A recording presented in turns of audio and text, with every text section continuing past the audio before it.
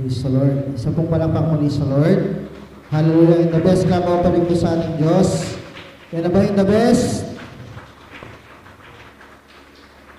Ako, parang hindi yan yung the best ah. Parang yung palakpak na yan ay kay ano lang. Come on, let us give God best clap offering. Come on, let us give praise. Hallelujah.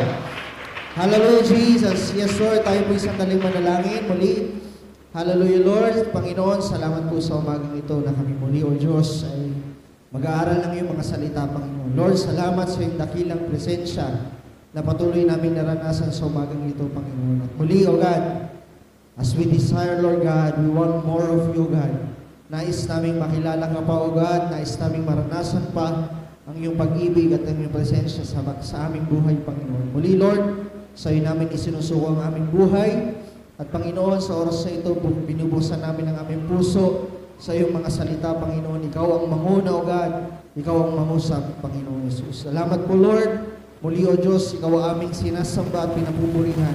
Ito po ang aming dalangin sa pangalan ni Jesus. Amen and amen. Isa pa pong malakas sa balakpak sa Panginoon. Hallelujah. Praise the Lord. So, God is good. And all the time, God is good. Sobrang napakabuti ng ating Panginoon. Amen. Sino pong naranasan yung pag-ibig ng Diyos, yung joy kanina nung tayo po'y sumasamba? Ano? Alam niyo po kanina nung tayo sumasamba sa Lord, isa lang po yung aking nararamdaman. Na lahat ng kapurihan, lahat ng kaluwalhatian ay tanging Diyos lang po ang dapat tumanggap. At isang bagay, no? Katulad po last time ng aking pong binahagi, given po na ang pangako ng Diyos ay laging nandiyan. Tama po ba? Iba't ibang sitwasyon, iba't ibang pagpapala, pero ang tanong dito, ang pagkakaiba natin, how we respond doon po sa mga biyaya at pagpapala ng Diyos, doon sa mga pagsubok na ibinibigay ng Diyos, na inaalaw ng Diyos, yun po, doon po tayo nagkakaiba. At alam niyo po na for the past few weeks, yung pong ating tema, yung mga nangyayari is very one spirit. Ano? Kung natatandaan niyo po, nagkaroon tayo ng youth. Hello? Praise God. Medyo nawawala itong aking so please, pasuyo na lang ng mic. Medyo nawawala. Okay? So, I think last week, nagkaroon tayo ng youth camp. Tama ba? Yan. So, praise the Lord. Thank you po. So, nagkaroon tayo ng youth camp. Okay? So, after nun, nagkaroon tayo ng adult camp or yung couples camp. And then, yung tema natin for this month is about guided and guarded. So, nung first Sunday, I share about the promises of the Lord. Yung pangako ng Diyos kay Jacob, bagamat si Jacob ay hindi matuwid, tama po ba? Si Jacob, kumbaga, siya ay mandaraya nga eh. No? Pero ang tinignan ng Diyos, no, hindi si Jacob, kundi yung kanyang pangako. Kaninong pangako? Mula pa sa pangako niya kay Abraham. Tama po ba? Simula kay Abraham hanggang sa dumaloy sa panahon ni Jacob, hanggang sa ating henerasyon. Tama po ba? Ang pangako ng Diyos ay lagi nandiyan. And then last week, our bishop shared about yung presence ng Lord is our guidance. Tama po ba? Ang presensya ng Diyos ay nagiging gabay natin. Ang salita ng Diyos ang siyang nagpoprotekta sa bawat isa. Tama po ba?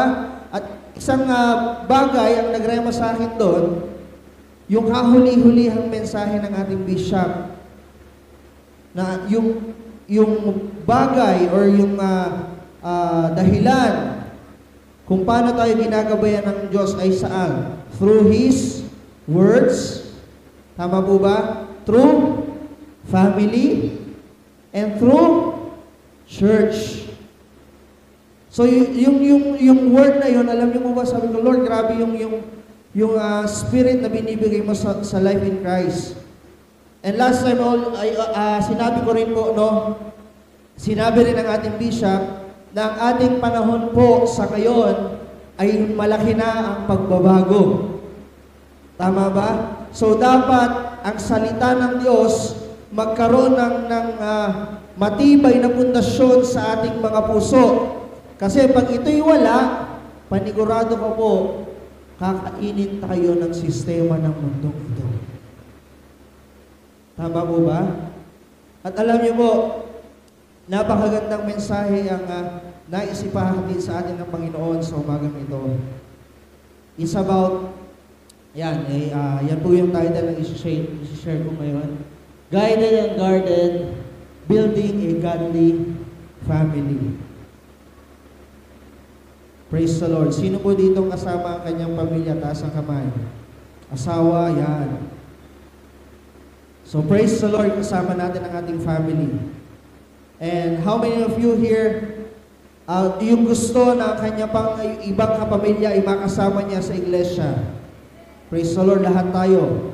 Alam niyo po ba, ito'y disenyo talaga ng Diyos na ang bawat pamilya ay mapapalapit at magkakaroon ng makadiyos na pamumuhay. At kanina po, nung tayo po'y sumasamba sa Lord, nakikita ko po lahat ang bawat isa na sumasamba. Sabihin mo sa katabi mo, gusto mo ba bang sumamba sa Lord? Kanina, habang tayo po'y nag-worship, nararamdaman ko sa Espiritu ko na meron pa tayong mas kayang ibigay sa Lord. Alam niyo po ba yun? Hindi lang yan yung kaya niyong ibigay na pagsama sa Lord. Ano pong ibig ko sabihin? Marami pong mabubuting bagay na ginagawa ang Diyos. Tama po ba? So siguro sa mga panahon ngayon, masasabi natin yung pinagkakaloob ng Diyos ay talagang sapat sa atin. Yung mga bagay na binibigay sa atin ng Diyos, hindi na masyadong kamangha-mangha sa atin. Naunawaan nyo? Kasi nga po, nararanasan natin yung pag-ibig ng Diyos, nararanasan natin lagi yung biyaya ng Diyos, tayo laging meron, hindi tayo nagkukulang, yung pagkain natin, kumakain tayo ng masarap, tama ba? Pero, may mga sitwasyon sa ating buhay na sobrang tayo down na down. Amen? Na kapag sinagot ng Diyos, ng Panginoon yon, talagang yung puso natin talagang, Lord, salamat. Talagang nagpupuri sa Panginoon. Kung papansin natin yung level ng answered prayer doon sa sitwasyon ng bawat isa sa ngayon, ano po kaya maihalin tulad natin? Amen? Yung pong puso, kung gaano tayo lubos na nagpapasalamat sa Panginoon. Amen? So ngayon po, building a godly family.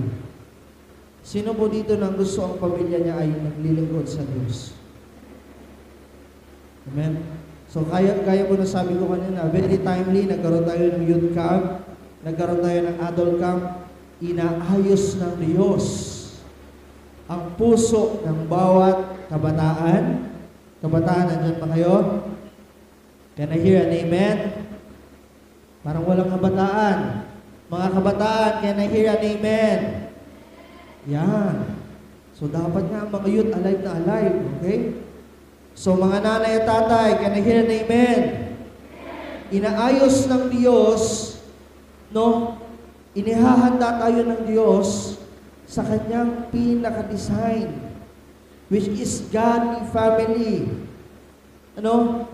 Kaya po, kung papansin ninyo, ako po'y namamangha din. Last time, nung shinare ko yung buhay ni Jacob, di ba si Jacob, sabi ko sa inyo, si Jacob ay paborito ng kanyang nanay.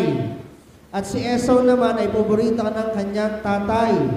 Kung titingnan nyo yung story, nagkaroon ng baliktad. Ang binilis ay yung paborito ng nanay at ang nagalit ay yung paborito ng tatay.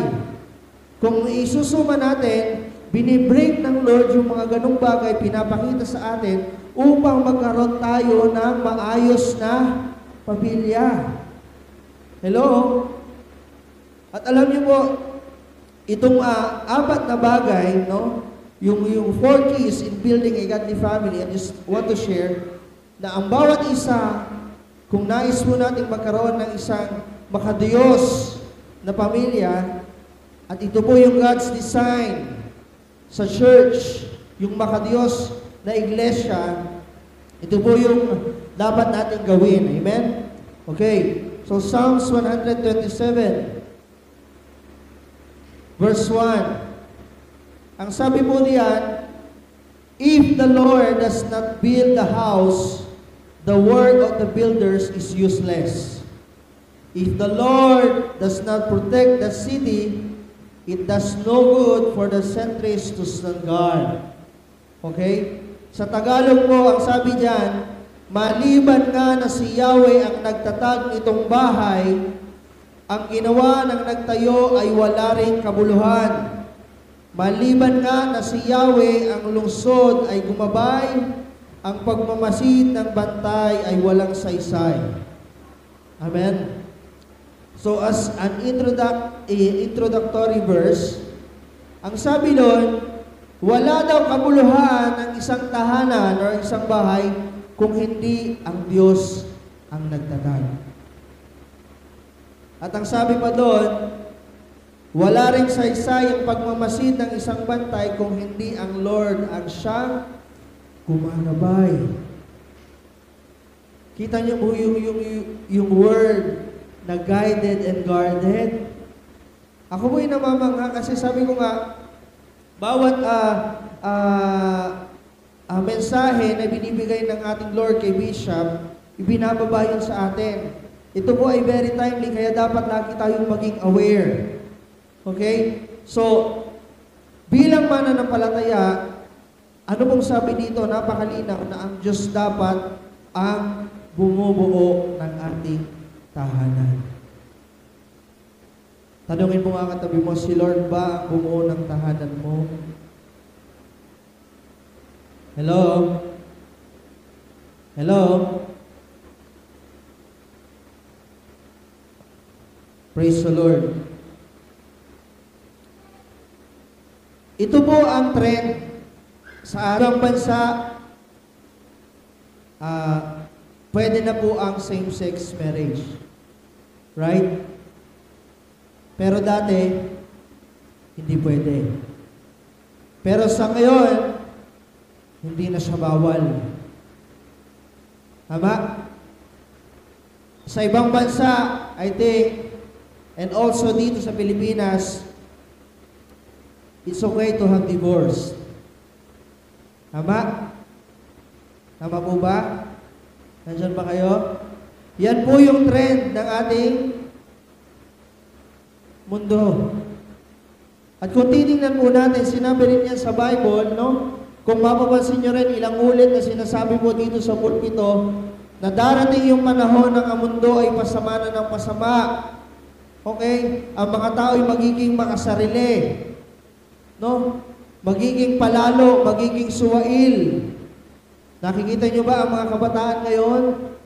I'm not, hindi ko po tinutukoy yung mga youth natin. I am talking about general youths. Nasabi ko nga last time, even mga 13, 14 years old, makikita mo sila nagbe-vape na. Yun yung trend. Hello, at sa kanila, normal na yun. Tama ba? And even sa social media, lahat nandun na. Hello? Kaya dapat tayo maging maingat sa mga pagkakataong ito. Kasi pagdating ng Lord, sabi ko nga po, baka dumating ang Lord, nakikitrending tayo. Tanungin mo ang katabi mo, trending ka ba? Hello? Ano ba yung trending ngayon? Ako po'y ulit, minsan, hindi naman, ako lang, ito po'y ako lang naman. Ako'y nauulig-ligan yung maybe this time. Alam niyo? Alam niyo yan? Sinong nakatry na? Mga kabataan. Yung sumasayong nang naganon-ganon? Nakita niyo ba yun? Kung o-obserbahan natin, yes, nakakatuwa, pero yung trend, no?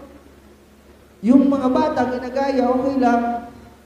Pero kung tinignan natin, ito ba'y nakapagdagdag ng impluensya o ng karunungan sa iyong buhay? Hello? Bagamat kung titingnan natin, sabi nga, yung mga ganong bagay kapag nag-trending, alam natin sa YouTube, pag naging marami ang subscriber mo, anong nangyayari? Hello? Sino ditong may alam sa pagdating sa mga YouTubes? Di ba kapag nagte-trending sa YouTube, kapag ka ikaw ay vlogger, kapag ka ikaw ay maraming subscriber, maraming nanonood sa'yo, anong meron? Merong? Hello? Kaya even sometimes nagtatry yung iba ng mga personal vlogs. Right? Kasi nakikita nila merong. Ito yung realidad ng buhay. Hindi ko po sinasabing huwag kayong mag-vlog or masama yun. Ang sinasabi ko po dito is, yung trend ng ating mundo sa ngayon ay sobrang kakaiba na dapat lahat tayo as a family maging maingat. At mamaya po iisa-isahin ko, building a godly family. Sa bawat pamilya may iba't ibang problema. Tama? So sino po dito sa oras na ito ang walang problema ang pamilya? Pakitaas ang kamay. Yan. Sino naman dito ang proud to say na meron kaming problema pero kasama namin ang Diyos? Please raise your hand. Lahat tayo. At alam nyo, sabihin nga natin lahat, grabe ka Lord. Sabihin nyo, grabe ka Lord.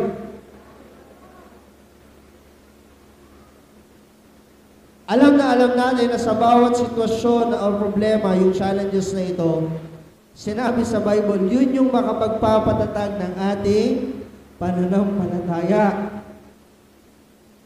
Okay? Kaya sino dito, no?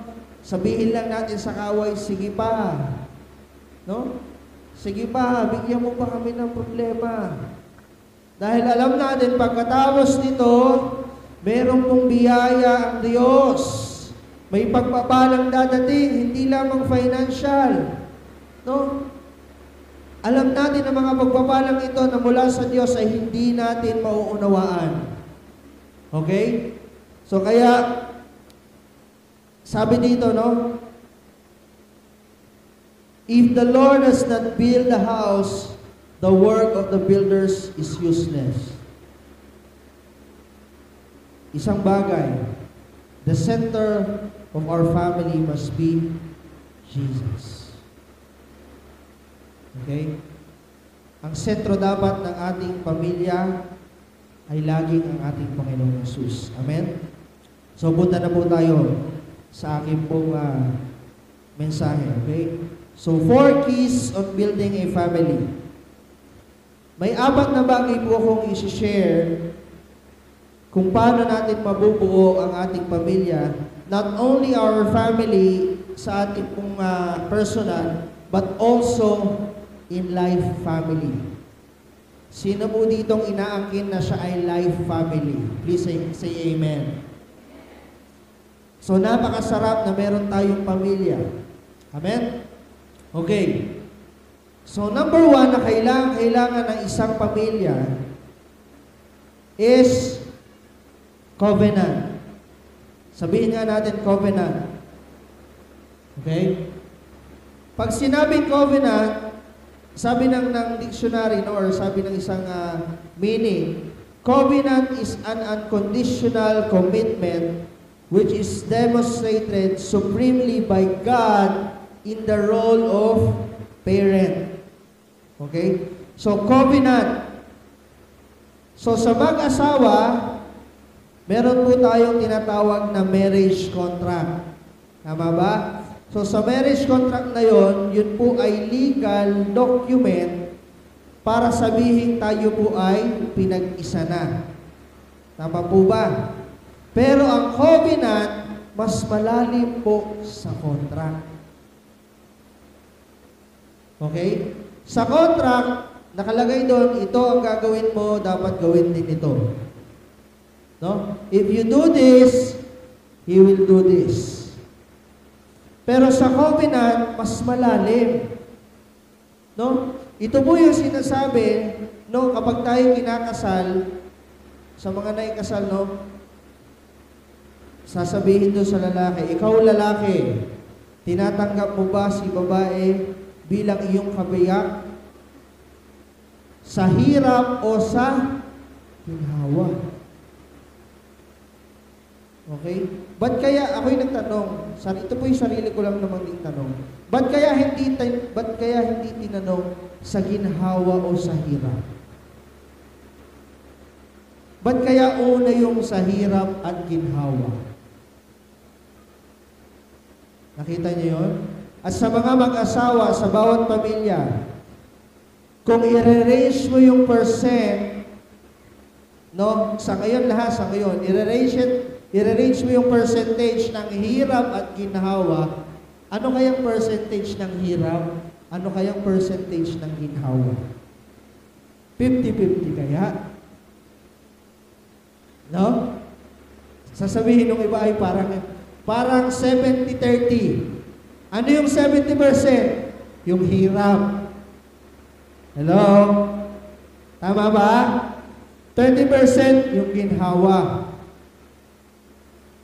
Hello? Nandyan pa kayo? Pero all in all, pag tayo under covenant, walang percentage. Hello? Kahit ayan ay 90% na hirap, pero ikaw ay may covenant sa iyong asawa, baliwala yung 90% na. Hindi kayo mapaghihiwalay ng Diyos. Hello? That's the covenant. At ang sabi pa nga po, no, kanina, nung tayo nag-worship, sabi ko sa Lord, Lord, ayaw ko muna yung words ay pang-pamilya lang or pang-tao lang. Gusto namin maranasan yung mula sa iyo dadaloy sa amin lahat. At alam niyo po, ang unang-unang nagbigay ng covenant, walang iba kundi ang ating Diyos. Binibigyan tayo ng mensahe ng Diyos na sabi nga, una akong nagbigay ng covenant sa inyong lahat. Okay? Sabi ng Genesis 17 verse 7, simula pa kay Abraham, yun po yung verse natin, no? I will establish my covenant as an everlasting covenant. Okay? Between me and you and your descendants after you for generations to come. Hello? Kita niyo mo yung covenant? Ibig sabihin, wala pa ba tayo sa mundong ito? Sabi ng Diyos kay Abraham, I will establish my covenant. Kumbaga sa mag-asawa, meron na tayong kasunduan. No, between you and me and your descendants, yung iyong mga anak, mga apo, at ang sabi pa dan, after you for the generations to come. Wow! At ang sabi pa doon, to be your God and the God of your descendants after you. Kita niyo po yung covenant dyan. Anong sabi dyan? Hindi lang basta covenant. Everlasting. Pag sinabing everlasting, natatapos ba? Hindi. Walang katapusang kasunduan. Kaya alam niyo po ang Diyos, kahit paulit-ulit na magkasala ang Israel, meron siyang everlasting covenant. Anong ginagawa ng Diyos sa Israel? Hello? Diba? Nakarating pa rin sa lupang pangako. Nakita niyo yung biyaya ng Diyos na yun, yung covenant. Kaya sa atin, no, yung covenant ng Lord, dapat ito'y dumaloy po sa ating lahat. We have covenant in our families. Sa mag-asawa, meron kayong covenant sa isa't isa. Okay? Sabi nga nung isang nabasa ko, divorce is not an option. Kapag merong covenant. Kasi alam niyo po, ang naunawaan lang ng world is the marriage contract. Kapag hindi sila nagkasundo, puputulin ang marriage contract. Tama po ba? Yun yung word. Yun yung world. Kaya sa atin bilang mananampalataya, no, yung covenant is unconditional commitment. Sabihin nga natin, unconditional commitment. So tayo, hindi lamang sa mag-asawa, even sa ating mga anak, we should have also this covenant. Hello? Kasi, lalo sa panahon natin ngayon, marami pong mga kabataan nagre-rebelde. Minsan sinisisi ang magulang. Okay? Or minsan naman, maraming mga magulang naman, pinapabayaan ang anak. Okay? Kasi ang dahilan, sa sobrang hirap anak, hindi kita kayang buhayin. May mga ganong pagkakataon. Pero if God is the builder of our house, dadaloy po itong covenant na ito. Kaya nagkaroon ng problema ang mga pamilya dahil hindi si Lord ang nagtayo ng tahanan. Hello? Imagine ninyo, no? Sabi ko nga last time, minsan mas nakakatuwa si Satan kaysa sa mga Kristiyano. Alam niyo kung bakit? Si Satan marunong mag-focus. Alam niyo kung bakit? Focus na focus siya na sirain ang buhay mo. Hanggang ngayon nga focus na focus siya yung mga talukap ng mata mo, hihilahin niya ng hihilahin. No? Tapos yung isipan mo, lalagyan niya ng lalagyan. Oh, bakit ka pa dumalaw? Wala ka ng pambayad ng tuition. Wala ka ng pambayad ng kuryente. Ganyan ka focus si Satan. Hello? Pero sometimes ang mga Kristiyano, nasa ng focus. Amen? Okay? Kaya yung covenant sa family, kailangan itong dumaloy sa bawat isa. Okay? Sabi nga po doon, no? Ang marriage life o ang pamilya ay masaya. Pero hindi naman laging masaya. There are times na sa family, magkakaroon ng pagtatalo. Tama? Sino ditong sa pamilya walang pagtatalo? Ang anak, ang ina, ang tatay at nanay. Please raise your hand. Okay? Wala. Pag yung may pamilyang ganon, nako, hindi ko alam kung meron ba talaga. Pero I think, sa lahat ng mundo, mayaman ka, sakto lang, mahirap ka, merong mga ganyang kaguluhan. Okay? So, bakit inaalaw ng Diyos yun? Para malaman natin kung totoo yung covenant natin sa isa't isa. Hello? Even in our church, kung meron tayong covenant sa life family, na sa life ako, ano man ang mangyaring sitwasyon sa buhay ko. Hindi po sa pangalan ng life, no? Ito pong ating life family. Tingnan niyo mga katabi niyo. Yan. Sabihin mo, ano man ang mangyari, family tayo. Right? Kasi alam niyo, no, isang patotoo. Kaya sa buhay mo ni Bishop, no? Si Bishop nakailang ng church. Okay? Kung titingnan natin, yung denomination ng church, sabi nga nung ni Pastor Ramayan, wala na yun eh. Pero yung covenant, no? Na kahit anong mangyari, si Bishop man ay may karakter, no? May sariling ugali, yun ay tatanggapin natin. No? Matatandaan ko po, no, ma-share ko lang, noong panahon pa, si Bishop noong dati, parang yun, nagkaroon ng issues, okay, na gano'n. So si Bishop nag-resign. So nung time na yon, sabi ko sa Lord, ako personal, sabi ko sa Lord, Lord, si Bishop ay tinawag mo. Hindi pa po si Bishop, si Pastor Jimmy pa. Si Pastor Jimmy ay tinawag mo, alam ko hindi mo siya pagbabayaan. Pero may nangyari doon sa meeting na yon na nag-strike sa heart ko. Nasabi ko parang merong nag-i-steer sa heart ko na kay Bishop ako. So nung nag-decide ako, sabi ko noon, Lord, kahit anong mangyari, aking mong susuportahan si Bishop.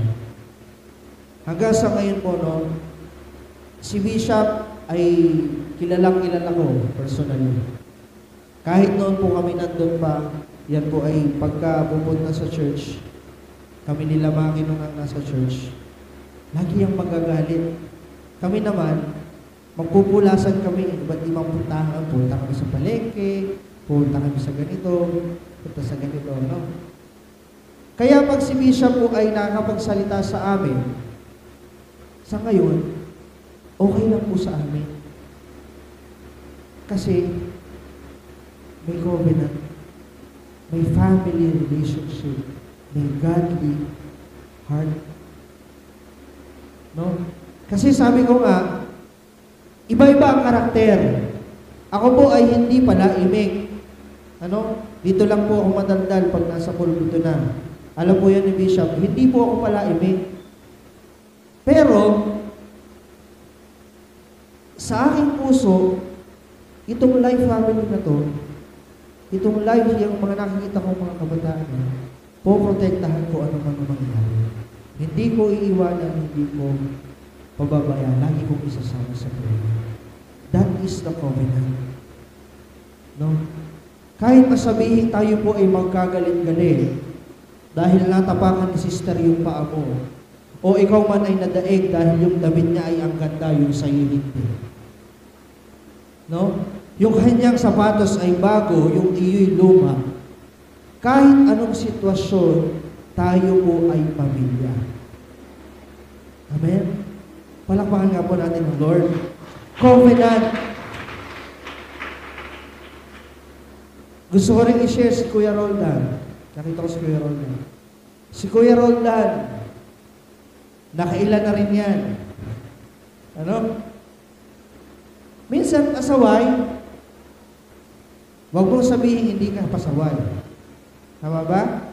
Pasaway minsan si Kuya Roldan, tayo din pasaway. Hello? Pero bakit still nag-i-stay siya? Kasi meron siyang covenant. Una, sa Lord, may covenant sa family. Sabi ko nga sa inyo, ang covenant mas malalim. Si Pastor Marvin, yan, mga nakikita ko mga matatanda na dito sa live. Si Pastor Marvin, yan po ay, kung naaalala ko, may church po kami sa San Vicente. No? Ako po doon nakatira sa church sa San Vicente. Meron po yung ka-eskwela doon sa may Kali 11. At minsan, kakatok yan doon sa akin. Akala ko kung sino. Gaganon-ganon. Team pa po. Pumupunta ho sa akin yan. Siyempre, high school, nakainom. Pero umiiyak siya. Sabi niya, ako yung nagkamali na naman ito. Ganyan. Pero kung titignan natin, covenant, hanggang ngayon kapiling natin si Pastor Marvin at ang family. That's the covenant ng Lord. Alam niyo po ganyan ang Lord sa atin. At also, tayo dapat maging ganun din sa Lord. Ano man ang sitwasyon sa ating buhay, kung minsan iisipin natin parang binabayaan tayo ng Lord, dapat hindi maputol yung covenant. Na Lord, hindi ako bibitaw kahit anong nangyari. Sabi mo nga sa katabi mo, huwag kang bibitaw. Huwag niyong aawitin yung gusto ko nang bumitaw. No? Huwag kayong bibitaw. Okay? At pagka ganun naman, sabihin mo naman din sa katabi mo, sa kapatid mo, no? Hindi kita bibitawan. Alam nyo, napaka-importante niyan. Kasi sabi nga mo sa Bible, iron sharpens iron. Kailangan natin ng bawat isa. No? Naalala ko rin po yung illustration ni Bishop sa kasal, yung candle. Alam niyo po yung dalawang candle, sindihan po yun ni Bishop, at may isang malaking candle sa gitna. Kapag yung isang candle ay nawala ng ilaw, sino pong naglalagay? Yung isa, yung lalaki. Okay, yun namang isa, yung lalaki na wala ng ilaw, ang mag-ilaw ng babae ang maglalagay.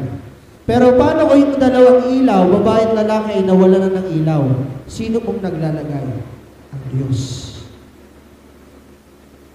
Okay? Naunawaan niyo po? So, ganun po tayo dapat bilang mga Kristiyano. We must have this covenant. Okay? Kung meron nga po tayong blood compact today, sino pong magpapa-blood compact? Yung, masakit daw, sabi ni Mami Bertie.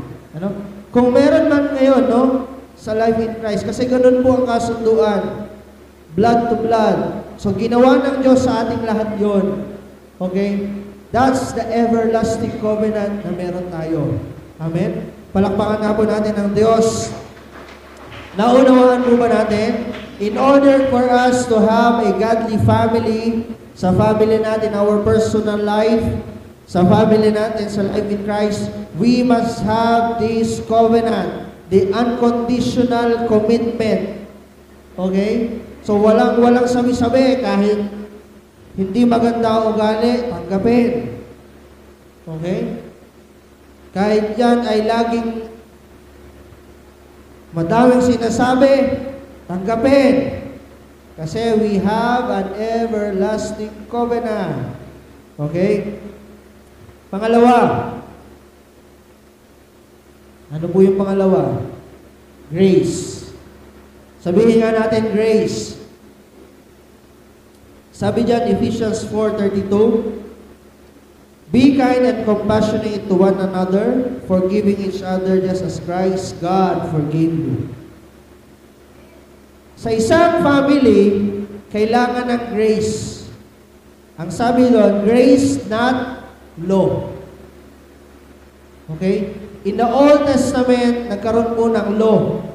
Bawal ang ganito, bawal ang ganito, bawal ang ganito. Pero nung dumating si Jesus Christ, nagkaroon ng grace. Okay? Sabi doon, a godly family as designed by God is meant to live out in an atmosphere of grace. Not law. Okay? So sa tahanan, dapat meron tayong grace. Nasa po ang mga tatay? Please raise your hand. Sabi po doon sa akin na pag-aralan, ang mga tatay, hindi ko alam kung noon o ngayon, ang mga tatay, meron niyang batas sa mga anak. Tama? Isa sa common na batas, bawal mag-boyfriend kapag nag-aaral. Okay? Tama ba? Yun yung common. Common. No? Kapag nakagraduate na, saka pwede. Yung kwento ni Bishop. After graduation, dala-dala yung boyfriend. Graduate na. So, merong mga batas, right? So, sa mga tatay at nanay, ang batas nyo sa bahay, no? Pag alas 8, dapat nasa bahay na. Tama ba? Yan yung mga batas natin. Okay? Pero, sa mga bagay na yon, we should also have grace. Okay? Ano yung sinasabi ng grace? Unawain natin yung sitwasyon ng ating mga anak. For example, gusto mo alas 8 na sa bahay na. Ang pasok pala sa school ay hanggang 8. No? Mamamasahe pa yan, babiyahe pa yan. Tapos nung alas 8 na sasabihin mo, anak, bakit alas 9 na ay wala ka pa? Ngayon ka lang umutin. No? Yan. So yung mga anak ko dito sa una. Ha? Kakalbuhin ko daw kasi sila. Sabi nung, ito pong mga anak ng mga anak ko. Sabi ko, bawal mag-boyfriend. Kakalbuhin ko. Kapag nakikita ko sa cellphone na may mga tinitingnan, pakaganon agad ako. Tapos sila, hindi, pogi lang yun, dati. So, grace. Kasi minsan, alam nyo, sabi nga po, tayong mga tatay, alam natin yung pinagdaanan eh. Meron nga kasabihan, papunta ka pa lang, pabalik na ako. Sometimes nagkakaroon po ng rebellion dahil sa sobrang strict. Okay? Pag nagkamali ang mga anak natin, meron agad tayong ultimatum. Tama? So, hindi ko po sinasabing mali yun, pero as a parent, bigyan natin ng grace, ipaunawa natin sa ating mga anak bakit natin yung ginagawa. Hello? Even yung pagpalo sa ating mga anak, pag pinapalo natin ang ating mga anak, ipaunawa natin bakit natin sila pinapalo. Hello? So, grace. Ang ating Diyos, lagi tayong pinapatawad. Sabi mo sa katabi ko, dapat mapagpatawad ka din. Okay? Hindi lamang parents and daughters or children relationship, but also husband and wife's relationship. Dapat laging punong-puno kayo ng grace. Ang aking pong asawa ay punong-puno ng grace sa akin. Hello? Amen? Ang mga asawang babae, tama po ba, Bishop? Laging ang haba ng grace sa ating mga tatay. Hallelujah. Okay? Kasi ang mga tatay, minsan pasaway. Hindi pala minsan, madalas. Pag sinabing bawal, okay? Pero sabi nga, bigyan nyo ng grace. Ay, manuno daw ng grace. Tama mo ba? Naunawaan natin? Hello? So, as a family, kailangan, meron tayong covenant sa isa't isa. We must also have this grace. Tama ba? Kasi sabi nga, ang Diyos na mapagpatawad, dapat tayo mapagpatawad din. Yan. Amen? Praise the Lord. Okay? Alam niyo po ba na in the Old Testament, bakit ba ginawa ang 10 utos? Diba? Bakit kaya nagkaroon ng 10 utos? Pwede namang hindi. Pwede namang gabayan na lang ng Lord sila patungo sa lupang pangako. Diba? Nakalaya na sila. Kaya nagkaroon ng 10 utos para nga mas ma-guide ng tama ang bawat tao. So, ang mga magulang, kaya nagkakaroon din ng 10 utos sa tahanan para ma-guide ng maayos ang bawat isa. Okay? Huwag kang magbubukas ng rep. No? Kasi walang laman. Okay? Yung law sa bahay, huwag natin gawing sobrang pressure. Okay? And also, wag naman nating i-abuse yung grace. Hello?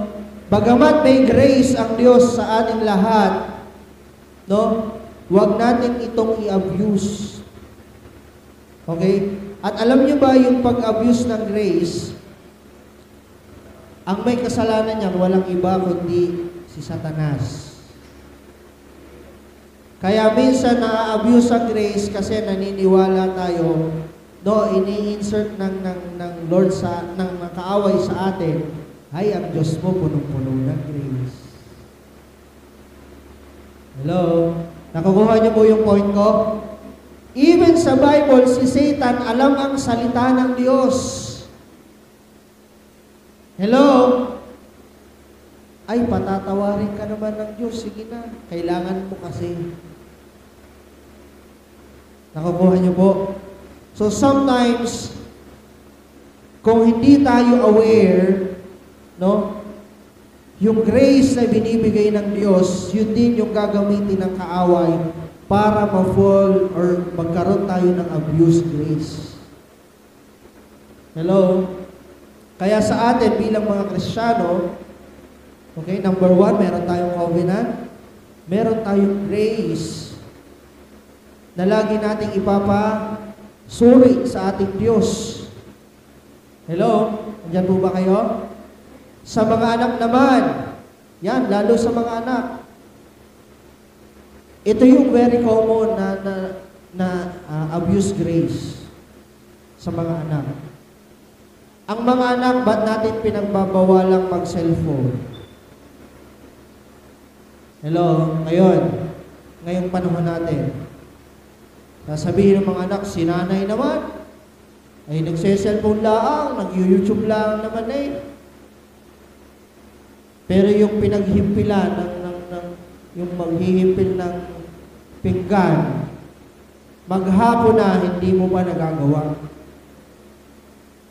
Okay? May assignment ka pala, maghapon ka nagse-cellphone, kung kailan tutulog na, saka mo maaalala, ay, mami, meron pala kaming bibilhing assignment. Yun. Okay? Yun po yung sample ng abuse grace. Kasi yung mga taas ang kamay ng mga kabataan, ng mga nag-aaral pa, yan. Kayo po ay binibigyan ng kalayaan ng inyong mga magulang. Pagdating nyo sa school, wala ang magulang nyo. Ang magulang nyo lang magpapaalala na, anak, mag-aral mabuti, huwag mo nang mag-boyfriend. Pero kayo ay may kalayaan sa school. Hindi man na nakikita ng magulang nyo, nakikita ng Diyos ang ginagawa nyo. Amen? Amen po ba? Kaya sa mga kabataan, kung gusto nyong umangat ang inyong buhay, tama na mag-aral kayo. Bakit ba tayo pinag-aaral? Hindi para makakuha ng magandang trabaho. Ito po yung gusto kong malinaw sa atin. Kasi ako po, hindi po ako tapos, no? Sa kabila ng sitwasyon sa buhay.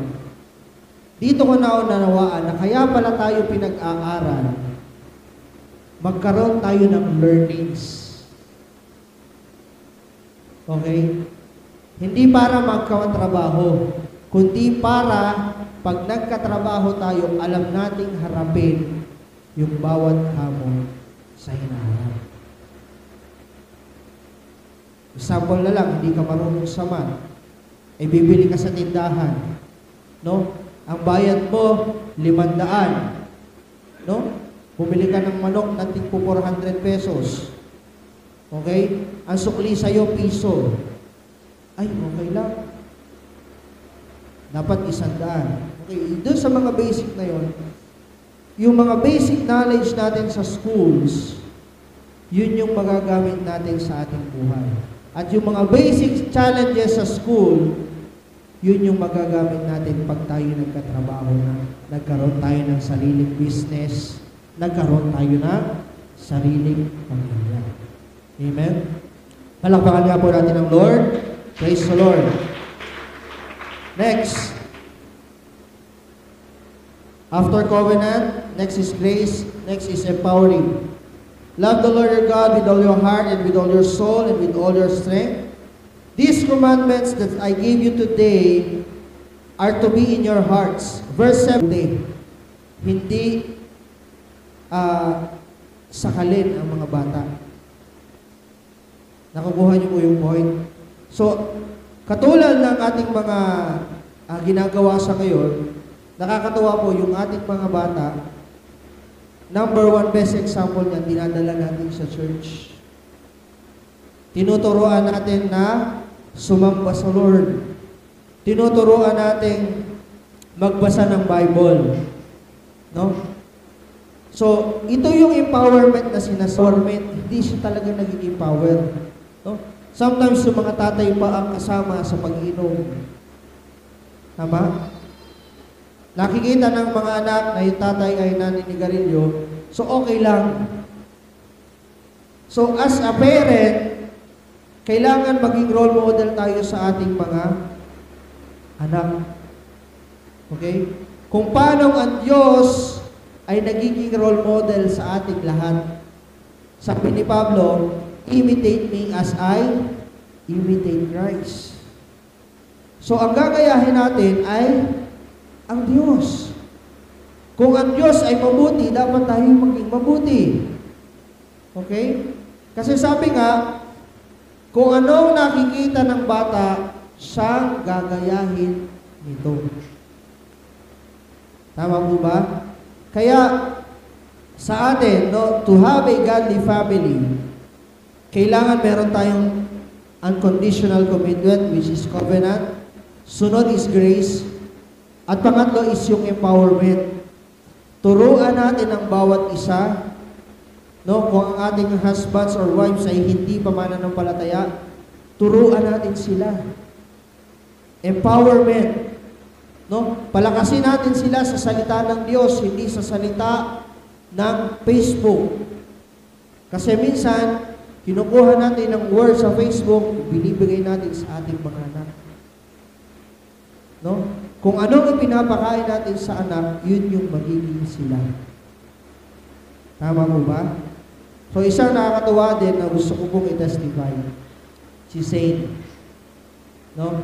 Si Saint, yan po ay nagtatides. Pero nanghihingi siya sa kanyang mga bibaba na pang-tides. Yun po ay kusang nag-arise sa kanyang heart. Kasi nakikita niya ang kanyang mami baba, laging naghuhulog ng ano. Kaya sabi niya, gusto ko rin maghuhulog ako sa Lord. Gusto ko rin magbigay sa Lord. Kita niyo po yung mindset ng bata. Wala siyang trabaho, pero yung heart niya, gusto ko nang magbigay sa Lord.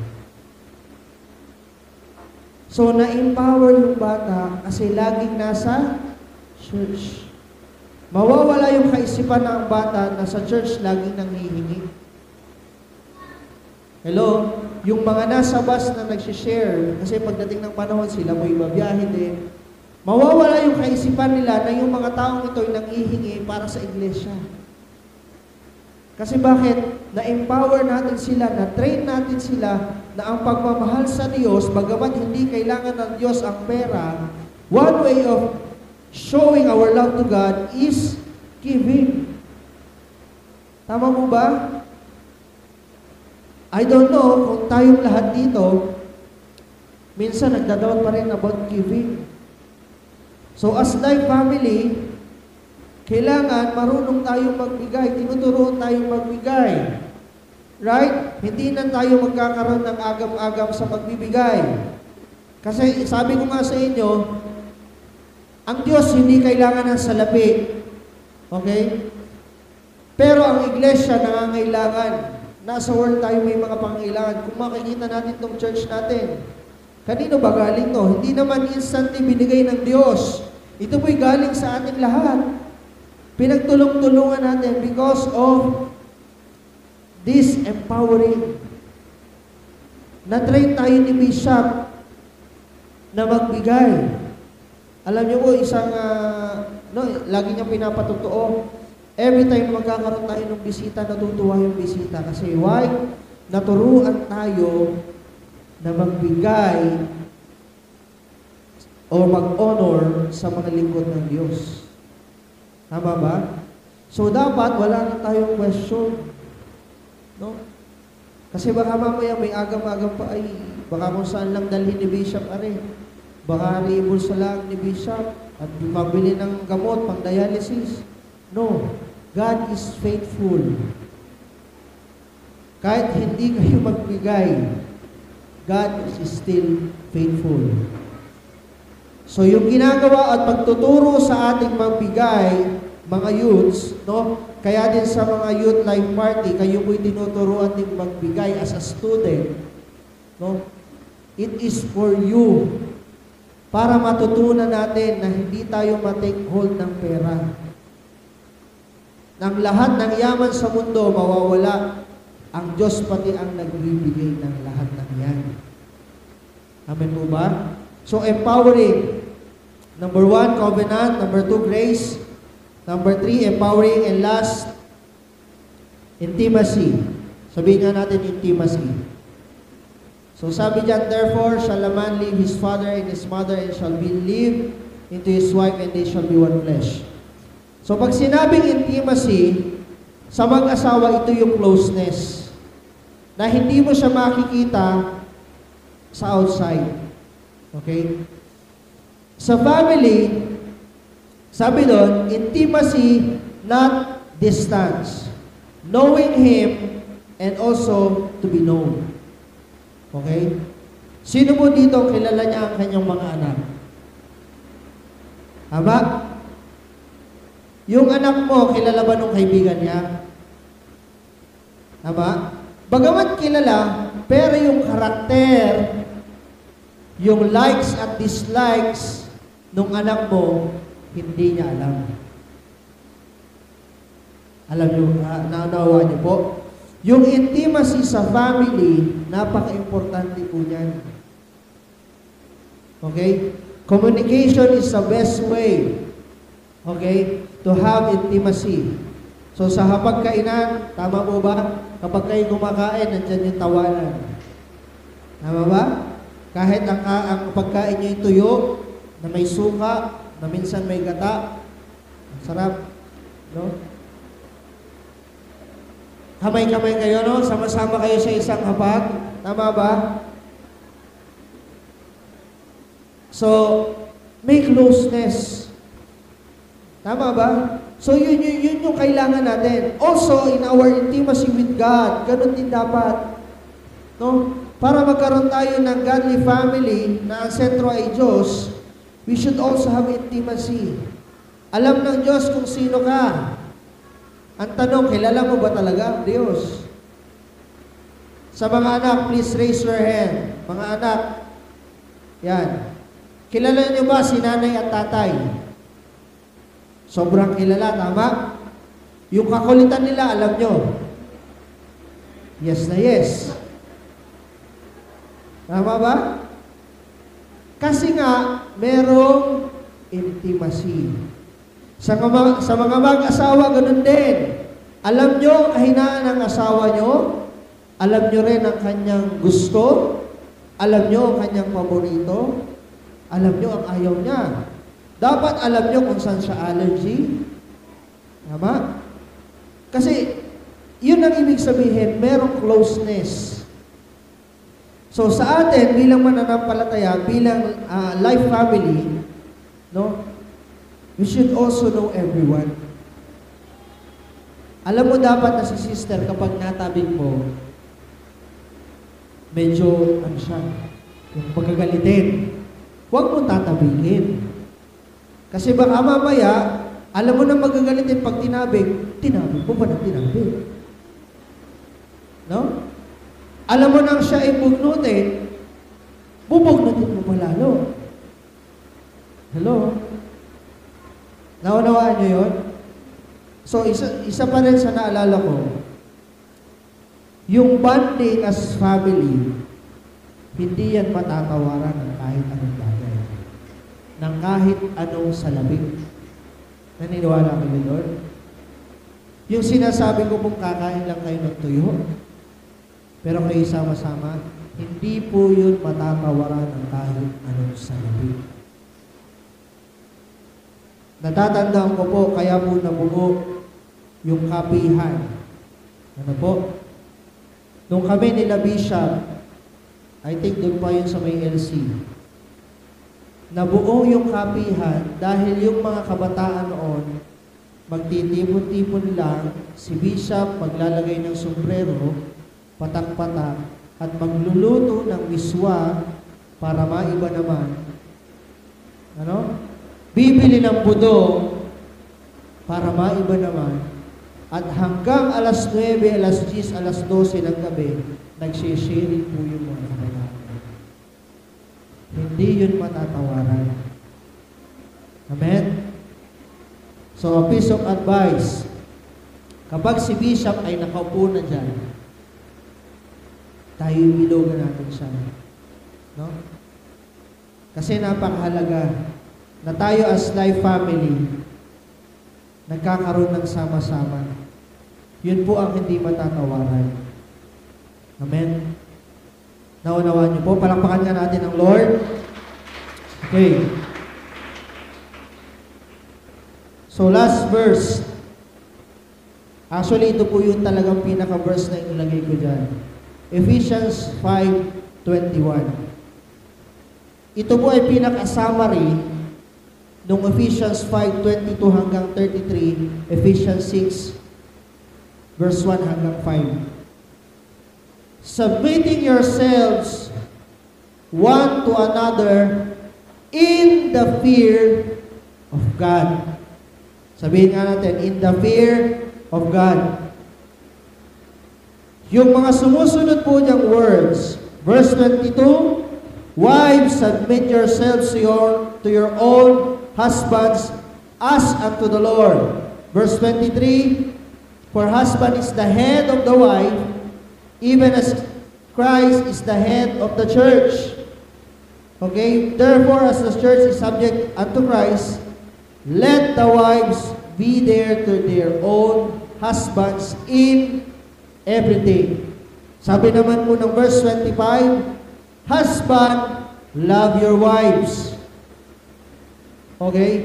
Wives, submit to your husband. Husband, love your wives. Ephesians 6 verse 1, children, obey your parents. Honor your parents. Yung lahat ng nakapaloob dyan, ito po yung pinakabuod. We must be submitted to one another in the fear of God. Hello? Kung tayo po ay may takot sa Diyos, marunong dapat tayong magpatawad at marunong din dapat tayong tumanggap. Okay? Kung tayo ay may takot sa Diyos, kailangan nag-o-honor tayo sa ating mga magulang at kailangan nagsasubmit din tayo. Kung tayo may takot sa Diyos, dapat lagi din tayong makapagpakumbaba at dapat marunong din tayong makinig. Amen po ba? So sa mga nanay at tatay, naalala ko rin po yung sinabi ni Bishop, minsan daw dapat hindi laging mikropono ang ating hawak. Tama ba? Kailangan minsan magkaroon din tayo ng headphones. Kasi minsan as parents, pataas yung ating ego. Hindi natin pinapakinggan yung opinion ng ating mga anak. Hello? So as life family, we should have all these important keys para magkaroon tayo ng godly, healthy family. Ano po yung una? Covenant. Pangalawa, grace. Pangatlo, empowering. At pang-apat ay intimacy. So yung apat na yun, kapag po yung nabuo sa ating family, sa ating iglesia, masasabi natin pagdating ng Lord, na Lord, eto kami, isang pamilya kami. sama-sama kami magpupuri sa iyong dakilan. Amen. Palakpakan po natin ang Lord. Let us all stand.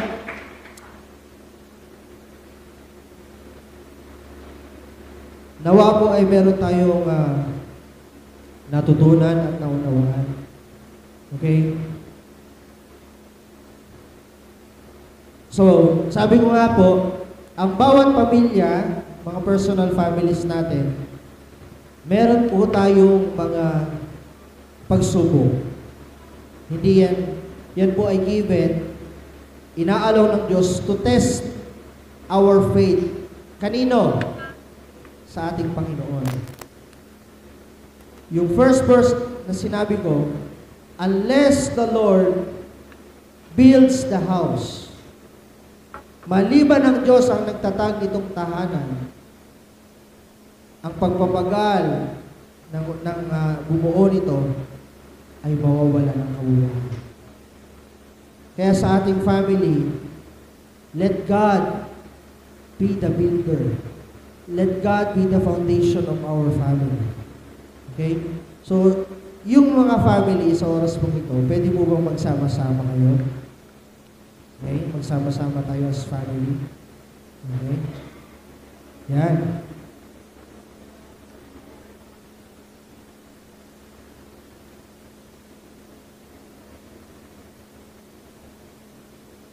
Yan. Yung mga anak, nanay, and family.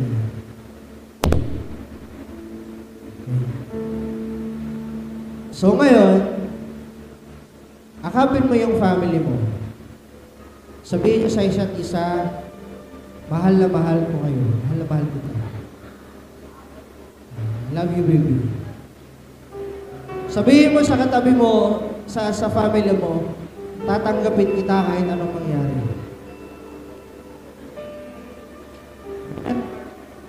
Nina, sabihin mo sa family mo, kahit ilang beses kang magkasala sa akin, magkaroon ka ng pagkakamali, patatawarin kita. Okay? Sabihin mo rin sa family mo, I am sorry sa mga pagkukulang ko at pagkakamali. Amen? Okay? Ito po yung disenyo ng Lord sa family. Sa Life in Christ family, sabihin natin sabay-sabay kay Bishop, Bishop, thank you. Okay? Sabihin natin kay Bishop, Bishop, mahal ka namin, susuportahan ka namin. This is our family. Amen? Okay, palakpakan natin ang Lord. And lastly, sa lahat ng maaabot ng tinig nyo, sabihin natin, Life family, mahal ko kayo. Ayan, Life family, come on. Walang iwanan. Tama ba? So, ito yung pamilya natin. Sabi ko nga, bagaman meron tayong mga differences, bagamat meron tayong mga similarities, meron tayong mga sarili-sarili karakter, ito yung binibigay ng Lord, yung covenant natin sa bawat isa. Na kahit magkamali tayo, kahit meron tayong anumang sitwasyon, we will not leave everyone. Lahat tayo sabay-sabay aangat. Lahat tayo sabay-sabay. Sabay-sabay tayong aangat yung level ng spirituality sa Lord. Walang maiiwan. Kapag dumating ang Lord, sabay-sabay din tayong aakyat. Hello? Kung sinong manghihina, aakapin natin. Kung sino yung nangangailangan, tutulungan natin. Hindi ako lang natin. Kasi nga, family tayo. Hindi si Bishop lang kasi family tayo. Kahit anong mangyari, ang family natin as Life in Christ, magiging matatag tayo dahil ang head natin si Christ. Amen? So, now we will pray as family, Itaas natin ang ating mga kamay. Kung pwede maglapit-lapit bawat family, let's raise our hand to God. Lord God, salamat po, Panginoon, sa pamilya namin, Panginoon. Na tunay nga na isang napakagandang regalo sa aming personal na buhay na kami po ay miyembro ng aming family. Lord, ako po ay member ng Nueva Crisostomo, ng Maglalang, Panginoon, ng Evangelista, Panginoon, lahat. Lord, kami po ay pamilya o Diyos. Binuo mo kami, Panginoon, for this covenant. Thank you, Lord, for your everlasting covenant na kami po ay lipi ni Abraham, Panginoon. Henerasyon ni Abraham na patuloy, O Diyos, ang pagpapalay daloy sa amin, Panginoon. Marami pong salamat, Panginoon, sa iyong pagtuturo, Panginoon. Bagamat kami nagkukulang, still, Lord God, ikaw ay tapat na nagtuturo sa amin, Panginoon. And God, salamat din po sa aming bishop, Panginoon, na ikaw ang nagpapahayag through him, Lord God, upang hawakan ang iglesia, Panginoon, ng life, O God. Thank you, Lord, for our lives. At sa oras po ito, Panginoon, isinusuot, inaalay po namin ang aming pamilya sa iyo, O God. Lord, lahat-lahat, Panginoon, ng member ng aming families, Lord God, anumang pagsubok, Panginoon, kakayanin namin, Panginoon, dahil ikaw ang sentro ng lahat, Panginoon. We ask your Spirit, Lord God. We ask the Holy Spirit to move in our families. We declare that Jesus is Lord over our families, Lord God. In the name of Jesus, Panginoon. Right now, O God, kumilos ka, Panginoon. Speak in every family, Lord God, in the name of Jesus. In the name of Jesus, Lord God.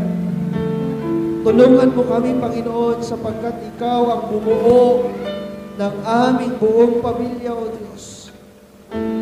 Salamat po, Panginoon.